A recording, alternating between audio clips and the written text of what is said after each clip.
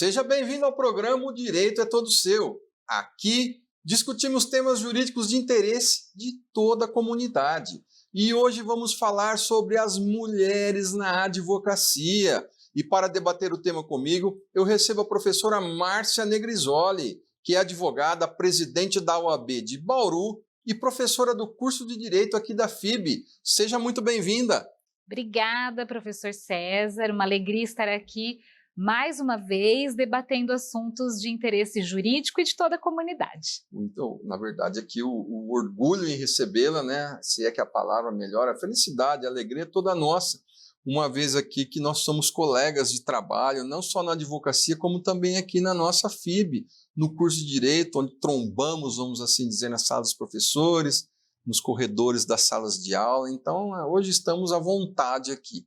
É um prazer realmente recebê-la para que possamos aí tecer algumas informações de qualidade para a nossa telespectadora, para o nosso telespectador.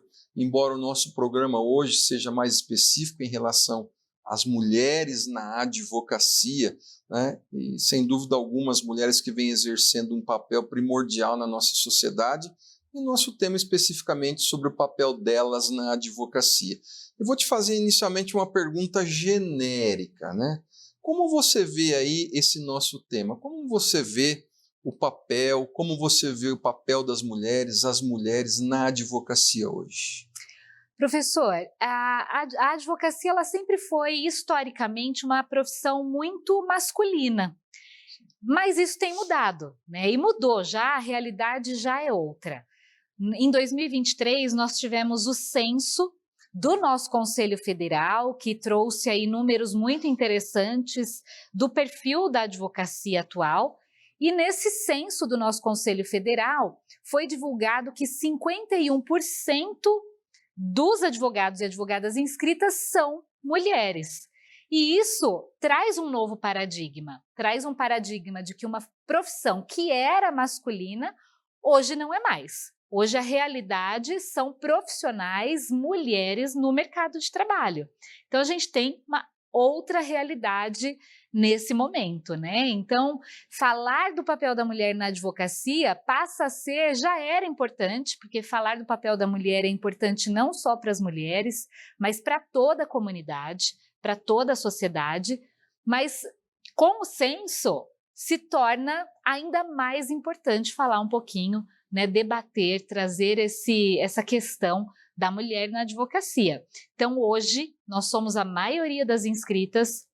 No Brasil, nós temos aproximadamente 1.300.000 advogados e advogadas. E se nós estamos falando de 51% das inscritas mulheres, a gente está falando em algo em torno de 700.000 mulheres advogadas. Realmente é uma situação que modificou-se realmente, uma profissão eminentemente masculina, tempos atrás, como você mesmo disse, e agora as mulheres estão dominando. E se eu fiz uma pergunta genérica agora, a nossa primeira questão, eu vou mudar agora e vou fazer uma pergunta muito específica. Como explicar a seguinte situação? Perfeito, as mulheres hoje são 51% das advogadas no nosso país, né? Realmente é uma mudança. Agora, nós temos na OAB, puxando um pouco para a OAB, estamos falando das advogadas, das mulheres advogadas, né? Embora nós tenhamos 51% de mulheres nos quadros da OAB do nosso país, se não me engano, se não me falha a memória, você pode até me corrigir, nós temos somente 5 seccionais no país que são presididas por mulheres. Como explicar a mulher com 51% de representatividade como um todo e numa eleição de seccionais, para explicar para o nosso telespectador, para a nossa telespectadora, são, vamos dizer assim, as seccionais ficam no Estado, representam os advogados no Estado. Como explicar essa situação que as mulheres, em maior número na advocacia e na OAB, estão em menor número nos cargos das seccionais? O número é esse mesmo, você acertou.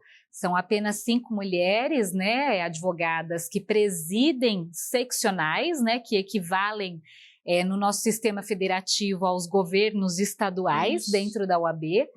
E nas subseções que equivaleriam, né, nesse sistema federativo às prefeituras, digamos assim, nós temos no estado de São Paulo 256 subseções, e dessas 256 nós temos aproximadamente 60 e poucas mulheres presidindo, né? O número vem crescendo, mas com certeza não cresce na mesma proporção que o número de inscritas. E aí é o grande problema que as mulheres têm de uma forma geral, não só na advocacia, né? As mulheres em cargos de liderança ainda é um caminho ainda a ser trilhado, ainda estamos engatinhando, né? Muitas conquistas já tivemos, mas de fato, estarmos nos cargos de liderança ainda é um grande desafio, porque a mulher, dentro da sua dupla, tripla jornada, né, e os tantos e tantos pratos que ela tem que equilibrar, muitas vezes ela não consegue alcançar esse cargo de liderança. Então, não é algo específico da advocacia, é uma realidade das mulheres brasileiras, né? E fazendo um paralelo, né, novamente, com as mulheres de uma forma geral em cargos de liderança, na OAB, eu acho que a gente tem algo muito interessante que tem na política também, fazendo esse paralelo, e que eu tenho bastante orgulho disso, mas nós temos as cotas para mulheres que participarem dos processos eletivos, né? No ano de eleição, nós sabemos que a cada 3 anos nós temos eleições na OAB, e nessas eleições, as chapas que vão concorrer às eleições, elas precisam ter pelo menos 50% de mulheres compondo essa chapa. Então, eu acho que essa é uma política afirmativa da nossa entidade muito importante, porque dessa forma, homens e mulheres precisam ter esse olhar de que as chapas precisam ter esse percentual de mulheres, e isso nos possibilita chegar cada vez mais nos cargos de liderança, né? Então, essa é uma cota extremamente importante para que as mulheres estejam ativamente participando das chapas e depois da gestão, né, das subseções, das seccionais, enfim. Então, eu vejo isso como algo extremamente necessário. Na verdade, as mulheres, nós sonhamos pelo dia em que a gente não precise de cotas, né? Esse é o mundo ideal. Mas hoje, a nossa realidade é de que esse sistema de cotas também na nossa instituição é extremamente necessário. Senão, assim como na política partidária, né, que muitas mulheres acabam sendo candidaturas laranja, a gente precisa mudar isso, né? As mulheres precisam entender que elas também podem ter um papel político, né, de destaque, e aí as políticas de cotas nesse sentido são essenciais, e eu acho que a nossa instituição, desde que essa política de cotas foi criada, ela vem cumprindo muito bem esse papel. Que bom. Uma outra questão, né, pegando aí esse percentual de mulheres, 51% de mulheres como advogadas no Brasil, mais advogadas do que advogados, essa mudança de perfil, que era uma profissão, como você mesmo disse, uma profissão eminentemente masculina, hoje não é mais assim. Qual a sua visão no seguinte sentido em relação a isso, né? Qual foi a contribuição qualitativa para a advocacia, e isso se reflete para a sociedade? Qual foi aí essa contribuição qualitativa que as mulheres trouxeram para a advocacia quando elas passaram a ocupar esse mercado de trabalho?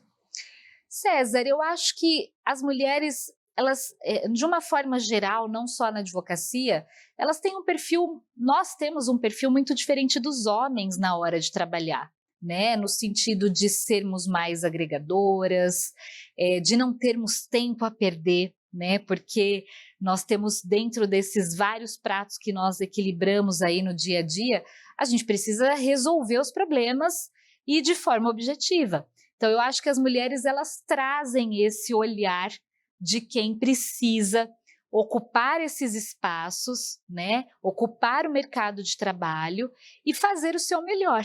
Então, eu acredito que trazendo isso para a advocacia, as mulheres elas já estão também em número no mercado de trabalho, de uma forma geral, muito mais presentes, e isso traz um novo olhar, né? Traz um olhar também feminino, e as mulheres precisam trazer esse olhar porque é a nossa visão de mundo, né? Então é uma visão de mundo que precisa ser colocada para que todos e todas conheçam e respeitem. Mas são muitas os desafios que as mulheres advogadas ainda sofrem no exercício profissional, né? Temos muito ainda, muitos obstáculos ainda para romper nessa nossa caminhada. Sem dúvida, os obstáculos não acabam, parece, né? Não só para a mulher advogada, como as mulheres como um todo, né? Em qualquer profissão, mas estão vencendo com muita habilidade esses obstáculos aí, né? Uma outra situação é como que a gente pode passar para o nosso telespectador, para a nossa telespectadora, o que eu quero dizer? Tem gente que pensa que existe diferença, não vamos chamar isso nem de preconceito. Eu vou contratar um homem em vez de contratar Tem muito isso no nosso mundo de hoje. Em Bauru é assim, eu ouço muito isso. O cliente, vamos ser específicos, o cliente vem, tem um problema que ele quer levar para a justiça, para o judiciário, aí ele sempre tem aquela percepção, sempre não, às vezes algumas pessoas têm ainda aquela percepção, mas eu acho melhor contratar um homem do que uma mulher, como se tivesse denegrindo até a mulher. Eu acho que você também já ouve isso, eu acho isso um absurdo total, né, em pleno século XXI, mas a gente ouve, eu ouço isso no meu dia a dia, né? Então eu quero saber de você como que você vê uma situação dessa ainda no nosso mundo de hoje, em pleno século XXI, onde as mulheres estão desbravando horizontes, desbravaram a advocacia, né? Eu acho que essa é uma pergunta que a gente tem que debater um pouquinho aqui. Mas nós vamos para um rápido intervalo e voltamos já já. Não saia daí.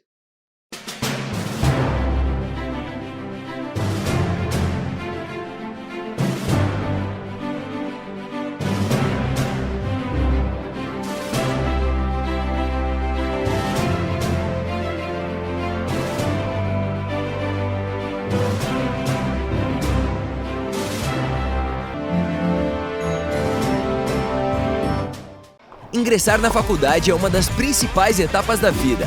O aluno chega com tudo: sonhos, desejos, muita expectativa e uma baita vontade de estudar. E a FIB vem com tudo também. Laboratórios completos, aulas 100% presenciais e cursos de excelência, sendo 4 deles nota máxima no MEC. Professores mestres, doutores e que atuam profissionalmente com aquilo que ensinam. Comece sem pagar mensalidade e trabalhe já nos primeiros anos. FIB. Vem com tudo! Inscreva-se fibbauru.br.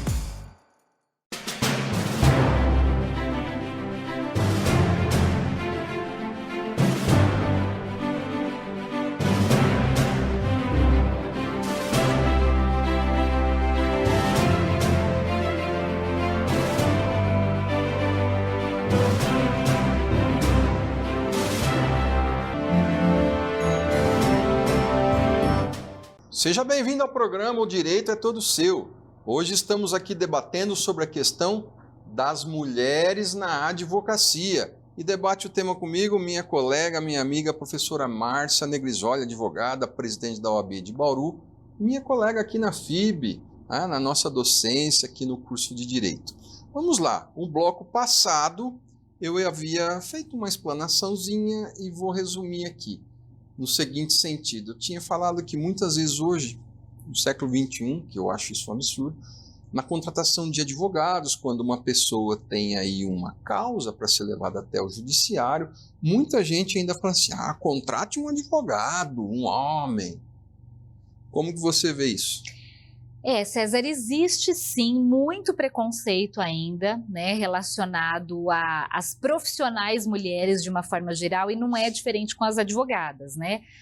questionam a respeito da nossa capacidade, né? Se a gente vai dar conta de pegar determinada demanda.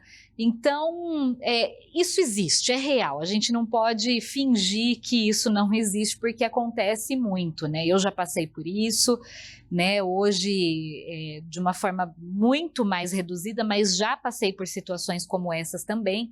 E, além desse preconceito, nós temos um fenômeno hoje com as mulheres advogadas que, em especial, quando a mulher advogada defende outra mulher, por exemplo, numa situação de direito de família, de violência doméstica, numa questão patrimonial que tem ali relacionado ao divórcio, muitas mulheres advogadas viram vítimas da parte adversa.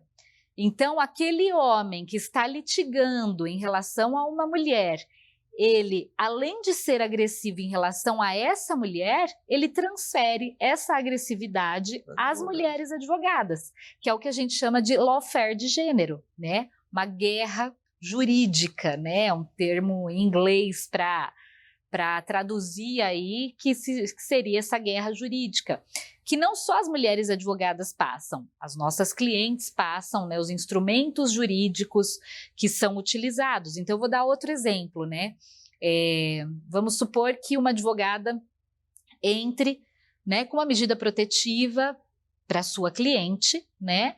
E a versão da cliente, às vezes, por falta de provas no judiciário, acaba sendo o processo arquivado, não tendo seguimento por falta de provas, porque, sobretudo, nos casos de violência psicológica, por exemplo, a prova é muito difícil de ser feita, e aí o caso é arquivado, né? E não são raras as vezes em que o homem, esse agressor, faz uma representação ética em relação a essa advogada no Tribunal de Ética e Disciplina da OAB, falando que aquela advogada fez algo como se fosse uma denunciação caluniosa, algo do tipo, né? Então, são várias as formas de violência também praticadas em relação às mulheres advogadas que vêm, né, de uma questão cultural, de preconceitos que existe aí na nossa sociedade, né? É isso aí. Falando na palavra preconceito aí, uma coisa que existe também hoje em dia é a questão de preconceito salarial, né? Onde qualquer profissão, atividade, nós verificamos que as mulheres ainda têm aquela questão de ganharem menos do que o homem quando ocupam os mesmos cargos. Nós temos uma legislação recente, a Lei de Transparência Salarial. Como analisar essa lei em relação às mulheres na advocacia, questão salarial como um todo? Como fica isso? Olha, esse é um tema muito interessante e atual, né? A lei, ela é do ano passado, né? Foi regulamentada e agora as empresas precisaram preencher aí os seus relatórios de transparência salarial e inclusive os escritórios de advocacia que possuem mais de 100 funcionários, né? E advogados, advogadas seletistas também vão precisar preencher esses relatórios de transparência salarial. E aí a gente fica se perguntando, né? Mas há necessidade dessa legislação? A nossa Constituição Federal, ela já não fala que homens e mulheres são iguais em direitos e obrigações? Antes, a nossa CLT, ainda mais antiga, né, a consolidação das leis trabalhistas, já não trazia uma previsão expressa lá no 467, salvo engano, falando que não pode haver diferença salarial entre homens e mulheres, né? E eu sempre costumo dizer que quando a gente fala em direitos das mulheres, a lei, ela precisa dizer o óbvio, né? Então precisa sim de uma legislação que trate especificamente do tema de transparência salarial nas empresas, e isso se aplica a escritórios de advocacia que vão ter aí, né, mais de 100 funcionários, mais de 100 advogados seletistas também, mas de uma forma geral a toda empresa que possui mais de 100 funcionários. E o que qual o objetivo dessa lei, dessa legislação? É acabar com essas discrepâncias, né? Então, as empresas preencheram os seus relatórios, esses relatórios eles têm um viés muito ligado, o que foi preenchido pelas empresas, a como as empresas lidam com a sua cultura de mulheres no mercado, dentro daquela empresa. Então, se existem políticas de fomento à contratação de mulheres ou ao incentivo, né, para que as mulheres subam de cargo, como que a empresa lida com a questão da parentalidade, da maternidade, né? Então, uma das perguntas é se as empresas usam da licença maternidade estendida. Então, é um relatório que inicialmente as empresas preencheram para que elas pudessem dizer para a União, né, através do Ministério do Trabalho, se ela tem essa cultura de fomento à participação das mulheres no mercado de trabalho. Isso se aplicando também para a advocacia.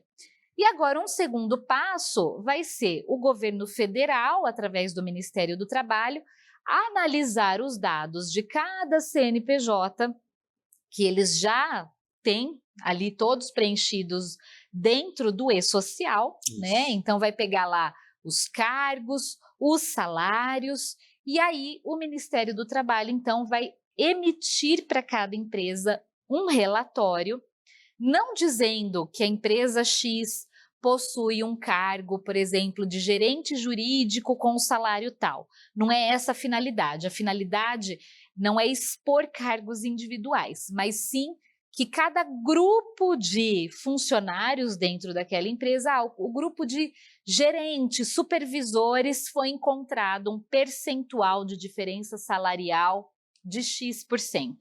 Né? E encontradas essas diferenças, as empresas, e aí também, né, reforçando que vale para os escritórios de advocacia, terão um prazo aí, serão notificadas e terão um prazo para apresentar um plano de ação que mitigue essas diferenças salariais.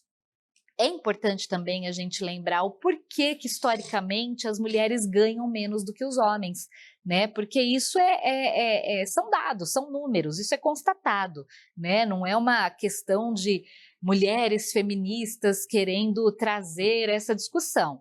Não, são números, né? As pesquisas mostram. Tem muita ligação com a questão, ao meu ver, da maternidade mesmo, né? Então, as mulheres, por exemplo, em escritórios de advocacia, nós temos muito mais mulheres entre advogadas, que a gente chama de advogado pleno e júnior, né? Então, muito mais advogadas júniores ou plenas do que dentre os cargos mais altos. As advogadas, advogados sêniores, né, seniores. Então, por que tem essa discrepância? Né? Porque é muito mais difícil para as mulheres alcançarem os cargos de liderança, que é o que a gente chama o famoso teto de vidro. Né? Então, a mulher, ela trabalha, ela mostra para que veio, ela mostra sua competência, mas na hora de a empresa dar uma oportunidade para aquela mulher, ela vai, infelizmente, preferir um homem, porque o homem não vai ficar grávido, né? É a mulher quem vai gestar, não vai ter que dar uma pausa na sua profissão por conta da licença maternidade, né? Então, infelizmente, as mulheres sofrem o que a gente chama de teto de vidro e não conseguem galgar cargos mais altos dentro das empresas, dos escritórios de advocacia, da mesma forma. Então, historicamente, a gente tem mulheres, sim, no mercado de trabalho, falando da advocacia, em cargos mais júnior ou pleno, né, plenas, e nos cargos maiores, os homens chegando mais do que as mulheres nesses cargos. E quando chegam, né, ainda assim existe uma diferença salarial. Então é uma questão cultural, né, que infelizmente a gente precisa mudar, e acho que a lei de transparência salarial é um mecanismo importantíssimo para que a gente traga aí instrumentos para que a gente mude essa realidade. Sem dúvida, tem que ser mudada essa realidade. Uma outra questão aí diz respeito, deve ser curiosidade com certeza das nossas telespectadoras aí. Nós temos hoje no mercado de trabalho, na questão da advocacia, muitas mulheres atuando na advocacia criminal, né? A advocacia criminal sofre preconceitos, né? Eu não sei por que também as pessoas falam, mas o advogado está sendo remunerado, o advogado está sendo remunerado com o produto do crime. Só que ninguém, quando o traficante paga a plástica para a esposa dele, ninguém fala que o médico está sendo remunerado com o produto do crime. Quando o traficante paga o tratamento dentário para o cirurgião dentista, ninguém fala que o cirurgião dentista está sendo remunerado com o produto do crime. Quando o traficante, o bandido, paga imposto, o Estado recebe. Não fala que veio de produto de crime, né? Às vezes a pessoa, nós sabemos, muita gente lava dinheiro em negócios lícitos, mas dinheiro que vem de coisas ilícitas, né? Quando o bandido, vamos chamar assim, né, de modo geral, assina um canal de televisão, um plano de celular, ninguém fala que é de produto do crime que ele está pagando.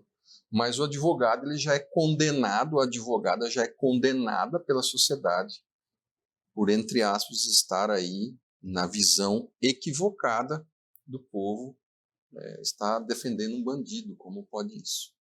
Então, a questão é, como que a gente vê hoje a atuação da mulher advogada na esfera criminal, ela ainda em presídio? Como é que está isso aí? Bom, acho que a gente pode fazer dois recortes, né? Primeiro que esse preconceito com o advogado criminalista, ele realmente existe. E aí, em relação a homens e mulheres, porque algumas pessoas entendem, né, que o advogado, a advogada está ali e se confunde com a defesa do crime, e não é isso, né? Todo cidadão, toda cidadã tem o direito, né, ao contraditório, à legítima defesa, e isso são pilares importantíssimos para o nosso Estado democrático de direito, né? Então, o que o advogado faz não é e não pode ser confundido com a defesa de um crime, né? Mas tão somente que aquela pessoa vai ter uma defesa justa, que ela vai responder dentro do devido processo legal, sendo assegurados ali o que a Constituição prevê, né? Então, somente isso. Não podemos admitir, em especial nós, né, operadores do direito, advogados, advogadas, que se confunda esse papel, né, de defesa, de exercício do direito de defesa, com a defesa do crime, porque não é isso que os advogados fazem. Agora, a atuação da mulher dentro da esfera criminal, né, a mulher advogada, realmente é um grande desafio, porque são ambientes muitas vezes mais hostis, né? Então, a mulher que vai acompanhar um flagrante policial, mulher advogada, é um ambiente bem mais complicado. E existe ali também um preconceito, né? De uma forma geral. A mulher que vai atender o seu cliente numa unidade prisional. Então, a gente sabe que para adentrar numa unidade prisional é preciso passar por toda uma questão de segurança. Então, a gente acaba passando pelo detector de metal, né? Ou por um body scan, né? E é muito importante que, se uma mulher advogada, isso é uma prerrogativa das mulheres advogadas, né? A gente tem que frisar, está no nosso estatuto, está lá no artigo 7º-A.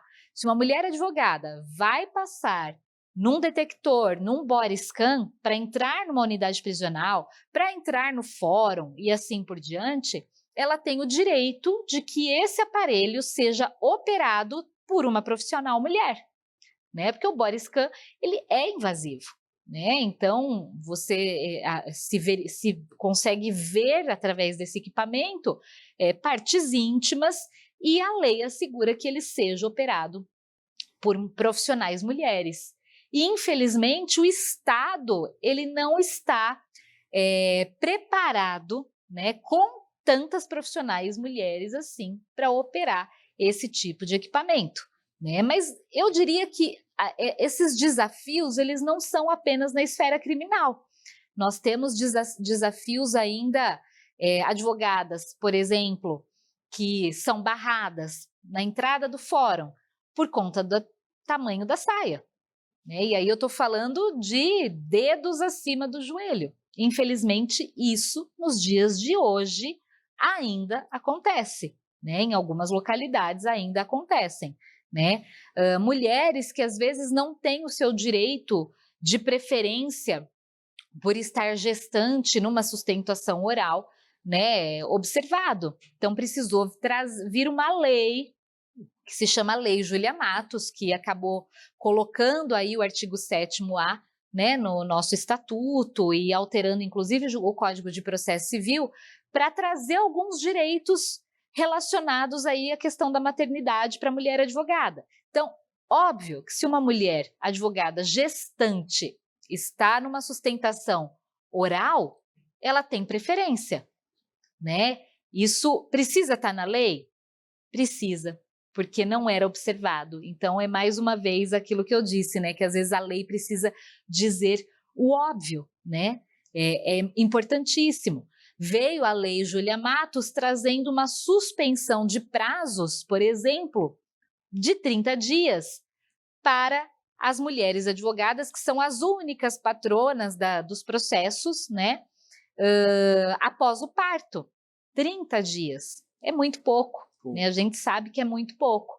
Então, são muitos os desafios que as mulheres advogadas ainda enfrentam, né? Fora as questões de assédio, são dificuldades realmente do cotidiano que as mulheres enfrentam. Mas a gente não pode desanimar. Esmorecer. Exatamente. Uma outra situação, pegando as suas colocações, né? A questão lá da mulher está no estatuto, tem o direito lá de passar pelo body scan, tendo uma outra mulher para operar o equipamento, mas vamos trazer um caso prático, né? Como fica essa mulher que com toda razão vai se sentir invadida em sua intimidade, na sua privacidade, o dono do corpo dela é ela,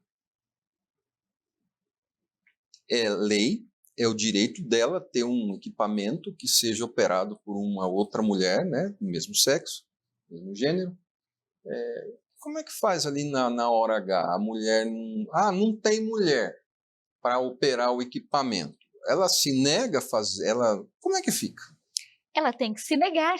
Ela tem que se negar, chamar o diretor da unidade prisional E ele se vira. e pedir para resolver essa situação, né? E aí ela é liberada, passa pelo detector de metal e pelo body scan não, por exemplo, né? Então, se isso não for observado, essa mulher ela deve acionar as prerrogativas daquela localidade, né? Então, todas as OABs, as subseções, possuem as suas comissões de prerrogativas e a grande maioria das cidades tem plantão, né, para esse tipo de situação, e ela deve acionar as prerrogativas se esse direito não for observado ali na hora. Mas ela deve sim se recusar, né? Salvo se ela não se sentir desconfortável, né? Sim. É uma opção aí, pode ser uma opção pessoal. Mas a partir do momento que ela se sente desconfortável e é lei, ela pode se recusar a passar com certeza. Sim, se é uma prerrogativa, tem que fazer valer, realmente. Exatamente. Olha, a gente poderia ficar aqui, minha cara professora Márcia, mais um outro tempo de outro programa, com mais várias questões, etc., mas o nosso tempo acabou.